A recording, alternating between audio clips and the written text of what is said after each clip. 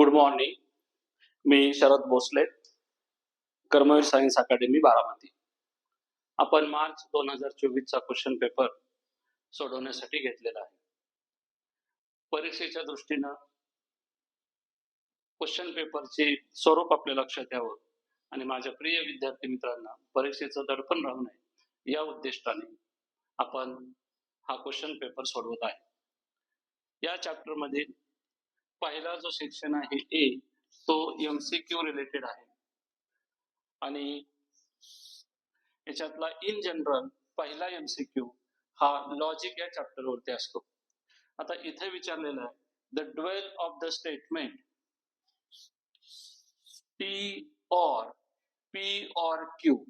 Dwell लिहित असताना आपण जी काळजी घेतो ती अशी आहे की टी असेल तर तो आपण रिप्लेस करतो स्मॉल सी ने.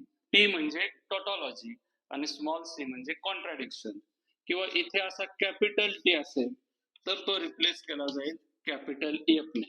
हे इंटरचेंज होतात. म्हणजे स्मॉल सी असेल तर तो रिप्लेस होणार आहे स्मॉल टी ने. That is F is replaced by T. And असेल तर तो रिप्लेस होणार आहे ऑर ने आणि ऑर असेल तर तो रिप्लेस होणार आहे अँड ने. बाकी दुसरा कुठलाही बदल होत नाही. So when we have to write the dual तर हा जो टी आहे त्या टी च्या ठिकाणी येणार आहे सी. अँड ऑर आहे तिथे येणार आहे अँड आणि पी तिथं ऑर आहे तिथे येणार आहे अँड आणि क्यू. हे तुमचं आन्सर आहे.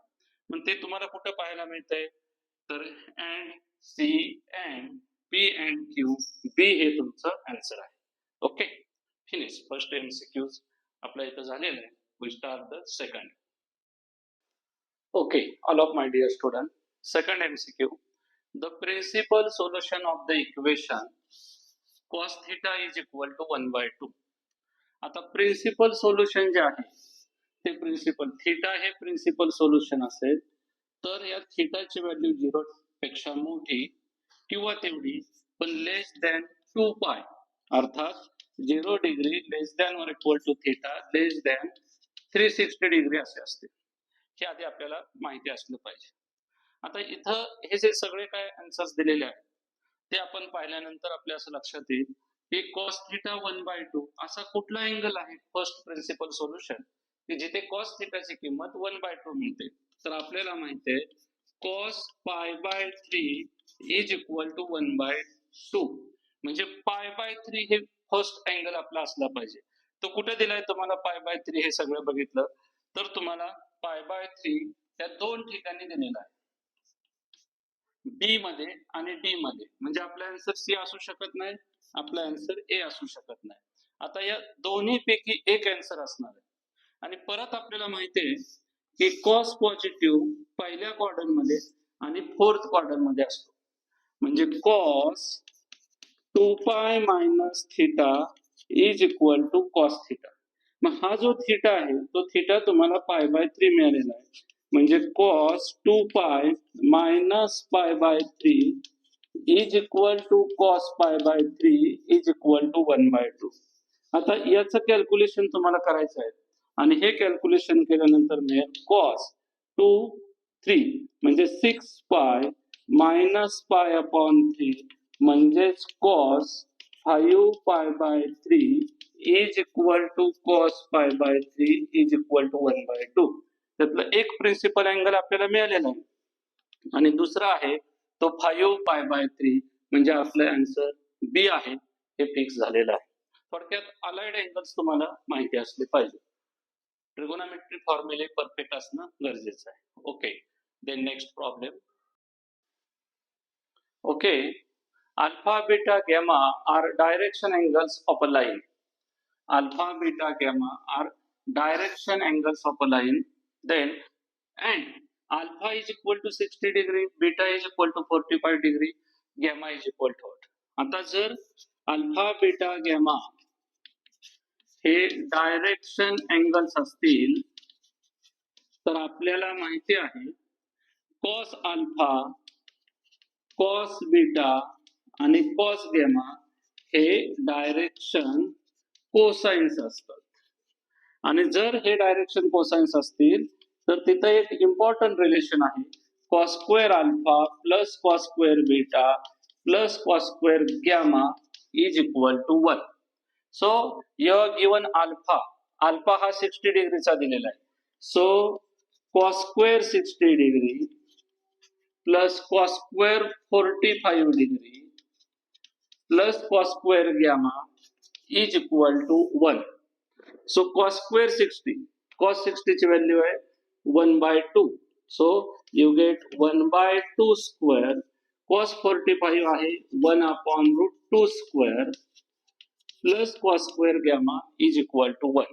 So you get 1/4 plus 1/2 plus cos square gamma is equal to 1. आता हे कॅल्क्युलेशन केलं, डिनॉमिनेटर सेम करून घेतला, 2 ने मल्टिप्लाय केलं तर हा मिळेल 1 plus 2/4 plus cos square gamma is equal to 1. So cos square gamma is equal to 1 minus 1 plus 2 आला 3, म्हणजे हा 3/4 इकडे गेला minus 3/4. So cos square gamma is equal to 4 minus 3/4, that is 1/4. So cos square gamma is equal to plus or minus 1/2. Plus or minus 1/2.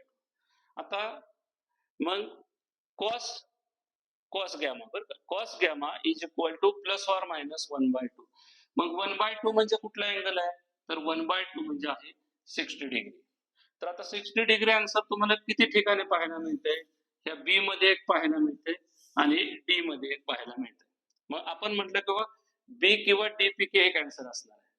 But my dear students, alpha beta gamma हे जर तुमचे direction angles असतील तर पहिला angle जर alpha असेल तर दुसरा अँगल हा 180 डिग्री मायनस अल्फा असतो. मग आपल्याला हा मिळालेला पहिला angle cos gamma is equal two plus 1/2 मिळालेला होता आणि त्याच्यानुसार गॅमा तुम्हाला 60 डिग्रीचा मिळाला. मग दुसरा जो असणार आहे तो 180 मायनस 60, म्हणजे 180 मायनस 60 इज इक्वल टू 120. एक अँगल ऍक्यूट असेल तर दुसरा ऑब्टुसस असणार आहे, कारण 180 मधून तो मायनस होणार आहे.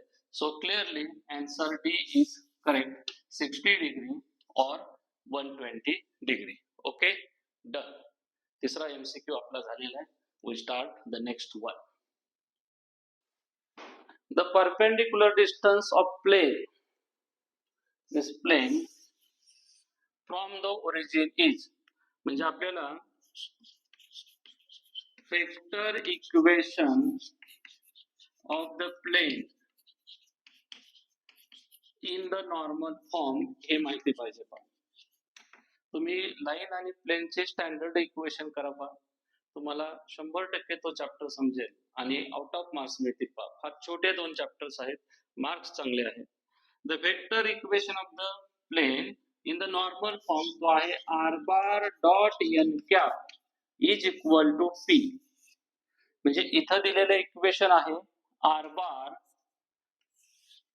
Dot 3i plus 4j plus 12k is equal to 78.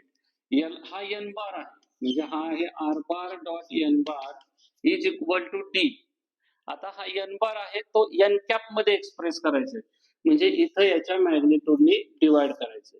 बरं, लेफ्ट हँड साइडला डिवाइड करतोय म्हणून राईट हँड साइडला पण डिवाइड करायचं. आता याचे मॅग्निट्यूड म्हणजे 3 चा स्क्वेअर 9, 4 चा स्क्वेअर 16 आणि 12 चा स्क्वेअर 144 मिळाला. ही जी काही टर्म आहे हीच टर्म तुम्ही या बाजूला लिहिणार आहात, 9 प्लस 16 प्लस 144. आता याचं जर कॅल्क्युलेशन केलं तर हा मिळतो R bar dot 3i plus 4j plus 12k upon under root. हा झाला बघा 169. Same here 78 upon under root 169. So R bar dot, आता ही टर्म इथं मिळाली तुम्हाला, म्हणजे हा मिळाला R bar dot N cap आणि इथं 78 अपॉन 13 चा स्क्वेअर आहे. मग आता 13 नुसार तुम्ही पुढे जावा, 13 चा टेबल 6 मिळाला बघा. 13 6 जा 78.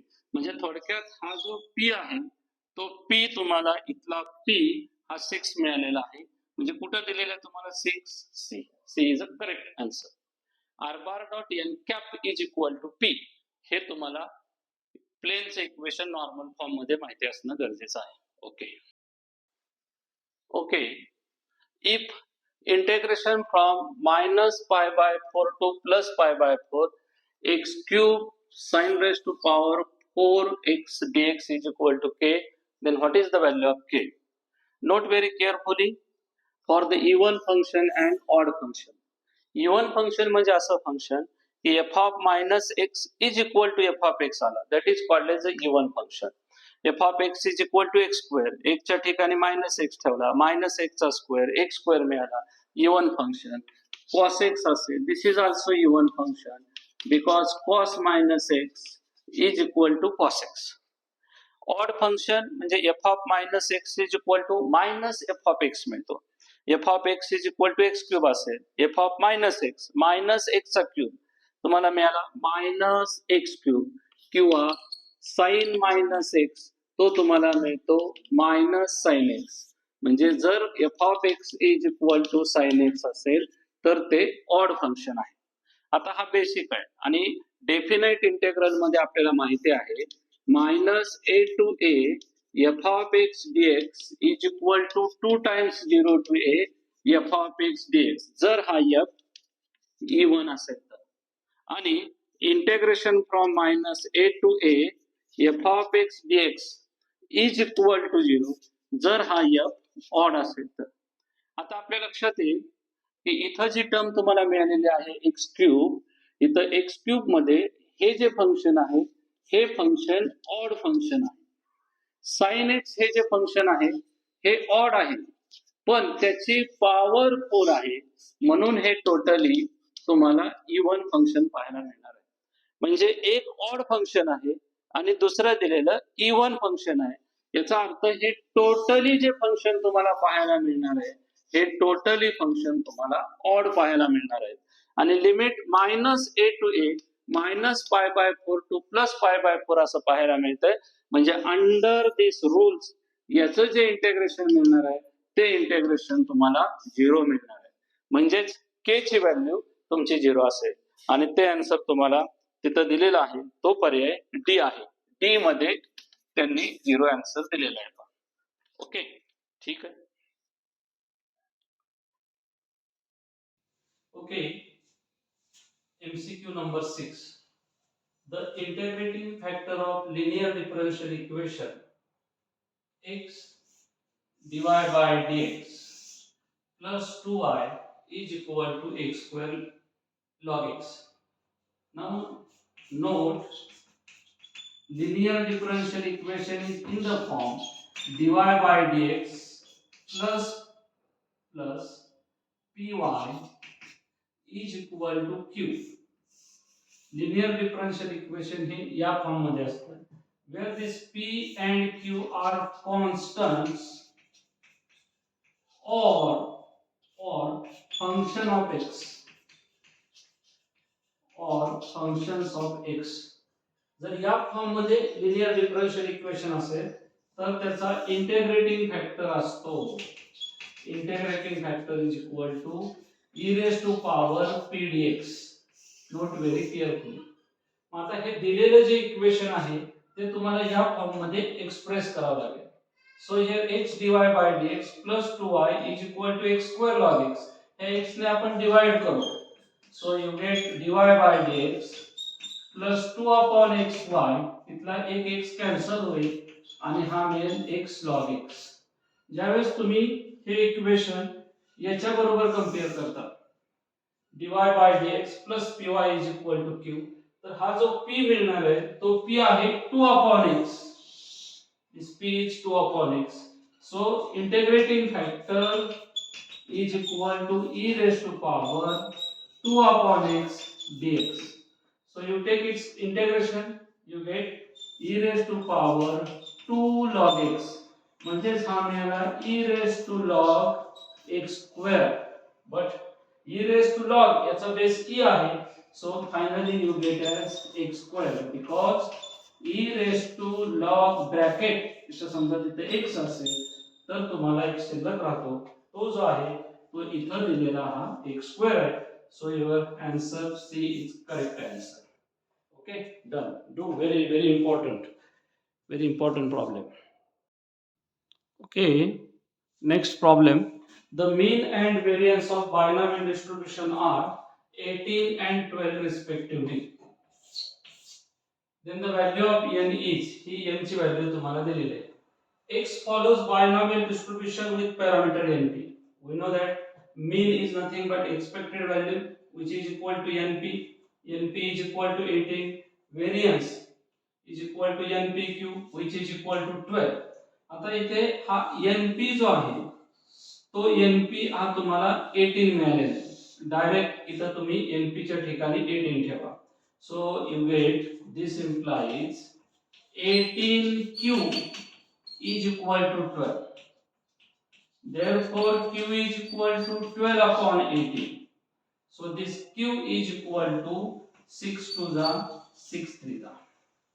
You get q is equal to 2 by 3. Since p plus q is equal to 1, this implies आपल्याला माहिती आहे बायनॉमियल डिस्ट्रीब्यूशन मध्ये p plus q हा 1 असतो.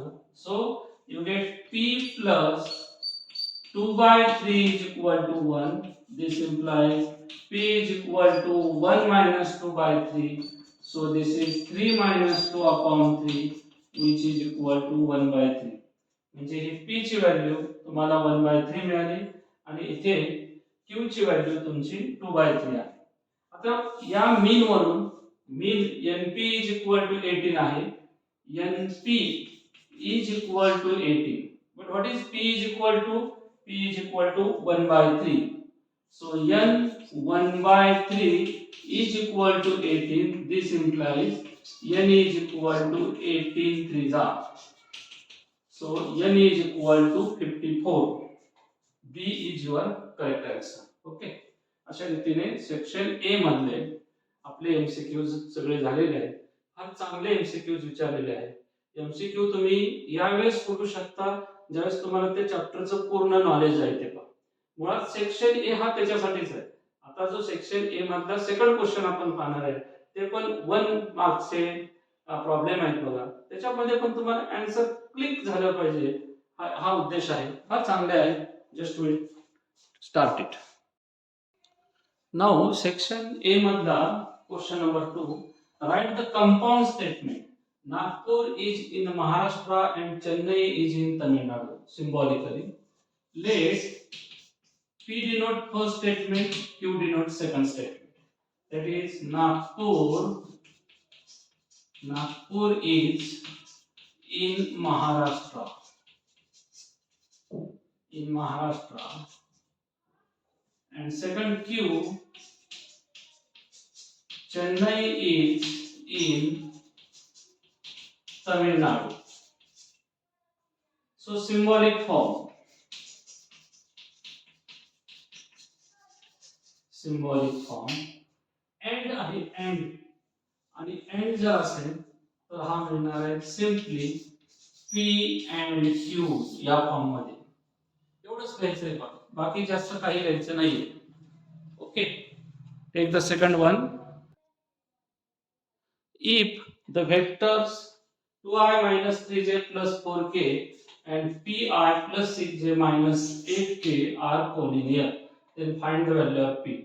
Let a bar is equal to 2i minus 3j plus 4k and b bar is equal to pi plus 6j minus 8k. These vectors are collinear. हे vector collinear आहेत आणि collinear आहेत म्हणून i j k चे coefficient proportional असणार आहेत. म्हणजे 2 upon p is equal to -3 upon 6 is equal to 4 upon -8. That is 2 upon p is equal to -1 upon 2 आणि क्रॉस मल्टिप्लिकेशन केलं तर तुम्हाला मिळेल 4 is equal to -p. That is p is equal to -4. इथेही तुमच्या लक्षात येईल पहा हा 3 च्या दुप्पट 6 आहे, पण इथं -3 आहे आणि इथं प्लस आहे. इथे 4 आहे, त्याच्या दुप्पट 8 आहे, पण मायनस आहे, निगेटिव्ह आहे. म्हणून इथे जो काही नंबर आहे त्याच्या दुप्पट p असणार आहे, पण मायनस असणार आहे. So p is equal to -4. तुम्ही हे काय न करता direct p is equal to -4 असं लिहिलं तरीही या ठिकाणी 1 मार्क्स मिळणार आहे. Okay, done. Next problem. Evaluate integration dx upon x square plus 25. आता हा जो मिळणार आहे तो आहे dx upon x square plus 5 square. This is 1 upon 5 tan inverse of x upon 5 plus c, because integration of dx upon x square plus a square 1 upon a tan inverse of x upon a plus c, where c is constant of integral. Finish. एवढंच answer तुम्हाला इथे expected आहे. एखाद्याने direct हे answer लिहिलं तरीही तुम्हाला marks मिळणार आहेत, कारण हा फॉर्म्युला तुम्हाला माहिती आहे का नाही ते तिथे पाहताय. Okay, done. Okay, section A, question number 2 and last problem. A particle is moving along x-axis. Its acceleration at a time t is proportional to its velocity at that time. Find the differential equation of the motion. Now let a is the acceleration of a particle at a time t. V is the velocity of a particle at a time t. They have given acceleration is proportional to its velocity. That is dA by dt is proportional to v. So dA by dt is equal to kv, where k